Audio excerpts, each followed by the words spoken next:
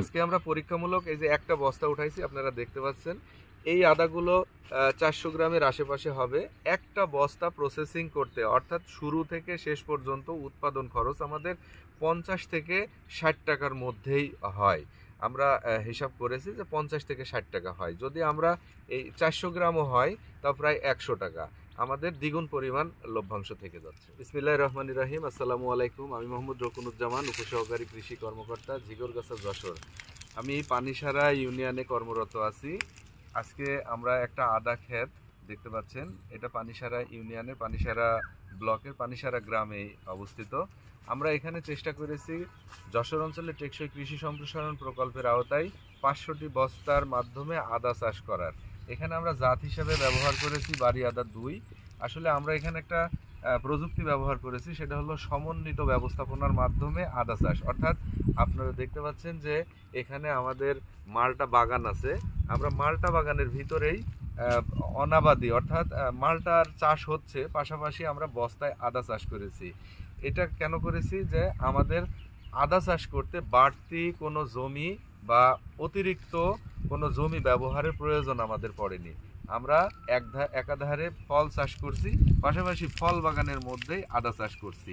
আমরা এখানে বাড়ি আদা 2 আজকে পরীক্ষামূলক অল্প কিছু উঠাইছি একটা বস্তা থেকে, আপনারা দেখতে পাচ্ছেন। এটা আরও আমার মনে হচ্ছে যে আরও 1 থেকে 1.5 মাস যদি আমরা জমিতে রাখতে পারি, তাহলে এই আদার ফলন আরও বেশ কিছু বৃদ্ধি পাবে বলে আশা করছি আর কি। আচ্ছা রকুন ভাই, আপনি তো এই আদা চাষের শুরু থেকেই আছেন এখানে, এই বস্তায় কি কি দিতে হয় একটা যদি একটু আমাদের সংক্ষিপ্তে বলতেন। ধন্যবাদ ভাই। আসলে এই ঝিগরগাছায় আমি 2022 সালের শেষের দিক থেকে আদা চাষ শুরু করেছি। তো এখানে বস্তায় খুব একটা জিনিসের প্রয়োজন হয় না। বস্তায় আমরা 20 থেকে 25 কেজির একটা মিশ্রণ দিয়ে থাকি। সেই 20 থেকে 25 কেজির মধ্যে অর্ধেক থাকে মাটি।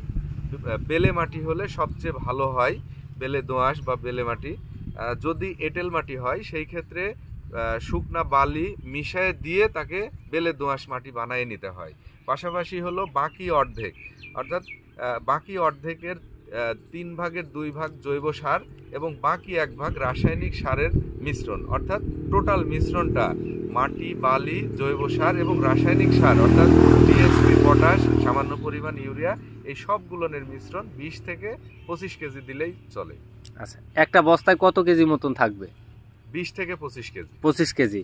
এর ভিতরে অর্ধেক থাকবে মাটি, অর্ধেক থাকবে মাটি, বাকি অর্ধেকের 3 ভাগের 2 ভাগ থাকবে জৈব সার, আর বাকি যে 1 ভাগ থাকছে সেটা রাসায়নিক দ্রব্যাদি। আচ্ছা, বীজ তো দিছিলেন মাত্র 2টা নাকি? বীজ দিয়েছিলেন আমরা আসলে এই ঠিক এইরকম। এইটার ওজন অনেক সময় 60 গ্রামও হতে পারে, কোনো সময় 50 গ্রামও হতে পারে, কোনো সময় 80 গ্রাম। আসলে বীজ যত ছোট করা যায়, এই কসটা থেকে যদি আমরা ছোট করি সেক্ষেত্রে ফলন কমে যায়। এই জন্য একটা স্ট্যান্ডার্ড কস নিয়ে নিই, সেটার ওজন 60 থেকে 80 গ্রাম এরকমই থাকে সাধারণত। তো এইটা থেকে আমরা এই যে আজকে উঠাইছি, আনুমানিক এখন ওজন দেওয়া হয়নি, আনুমানিক 400 গ্রামের আশেপাশে হবে বলে আশা করছি।